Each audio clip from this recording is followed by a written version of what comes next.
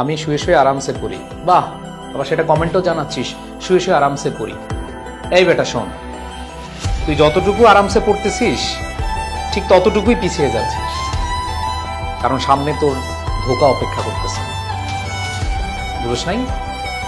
কিছুক্ষণ পর ঘুমবাবু আসবে, এসে বলবে চলো নিউ ইয়র্কে যাই। তোকে নিয়ে নিউ ইয়র্কে ঘুরে আসবে। যখন নিউ ইয়র্ক থেকে বাংলাদেশে আসবি, আসার পরে দেখবি সবাই তোর সামনে আর তুই পেছনে। পেছন থেকে যদি আমরা খেয়াল করি তুই সামনেই থাকবি, চিন্তা নেই। আর যখন সামনে তাকাবি, সামনের দিকে যাওয়ার চেষ্টা করবি, তখন দেখবি যে সবাই তোর সামনে, এই রেসে তুই নাই। এত সহজ সফলতা, আরামসে সব অর্জন করে ফেলবা, এত সহজ। হট, ওইটা বস, ঠিক মতো পড়তে বস। যখন পড়বি ভালোভাবে পড়বি, অন্য সব কিছু বাদ। আরামসে থাকার দরকার নেই। যত বেশি আরামসে আসিস তত বেশি পিছিয়ে যাচ্ছিস। বুঝাইতে পারছি? হট।